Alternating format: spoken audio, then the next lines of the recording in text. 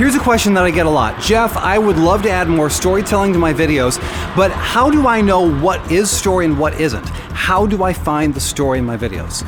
The good news is it's a lot easier to do than you might think. Let's talk about that.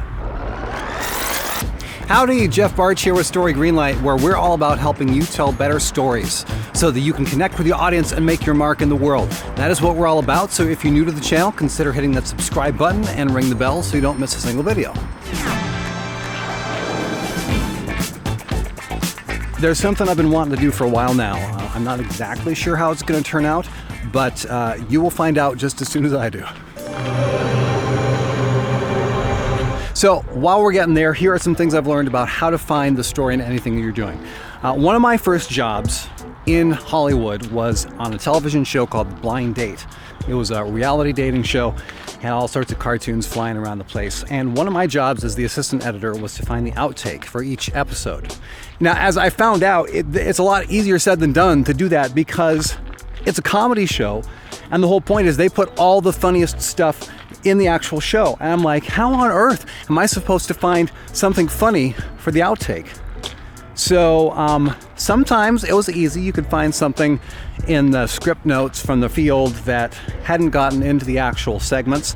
And other times it's just like pulling hen's teeth. I'm just like, I cannot find something. So like I would desperately look for something where one of the daters was saying something funny and to just say, please, executives, please say this is okay. And there was one day my options for the outtake just kept bouncing back and bouncing back. The exec says, no, this isn't gonna work. No, this isn't gonna work. And I'm finally like, okay, I don't know what to do. I got nothing. And the executive was like, dude, it has to have a story to it. It has to have a beginning and a middle and an end. Even if it's like 5 seconds, that's fine. It has to have those 3 parts to be a story. And I'm like, huh. Ever since that conversation with that executive, things started clicking for me because now I could see it's like, oh, well, you can't just have people sitting there saying something and have it feel like it's a complete moment. Because actually that's all it is. It's just a moment. But what if you have a couple sitting down at dinner? Girl says something, blah, blah, blah, blah, blah. Guy says something stupid in return, blah, blah, blah, blah, blah. And the girl rolls her eyes in response. All of a sudden, you have a story. You have a beginning, a middle, and an end, and you're out. Super simple. Here's another example. My little family and I went to the beach yesterday. And so if you have just a shot of me and my son building a sandcastle, well, that's just a moment. That's not a story, that's just a moment. Now, what if you have a beginning and a middle and an end to that moment? Looks like something like this.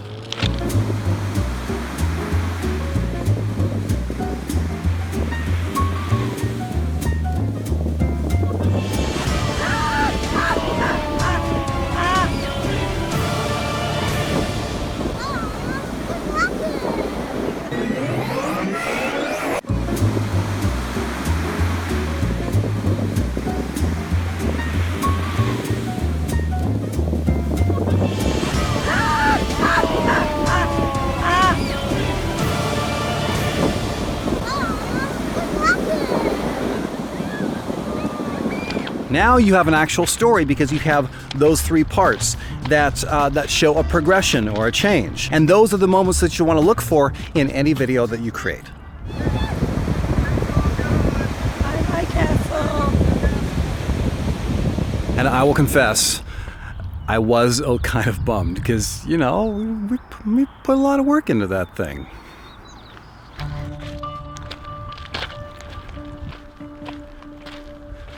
All right, we're getting closer. Let's see what we find here.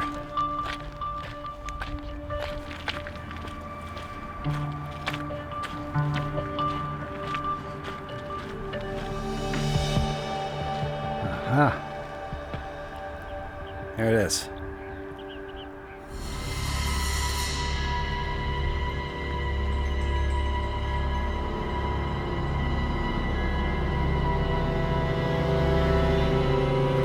So I've seen this place riding on the train every once in a while, and I swear every time I see it, I feel like it's a zombie apocalypse has hit the world.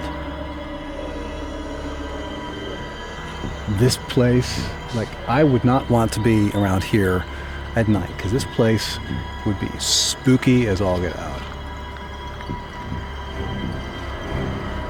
I've seen some enormous shoots, like full on, like half of Warner Brothers is parked in the parking lot outside. There's some big stuff is shot here. I swear, it's gotta be like Walking Dead or stuff like that.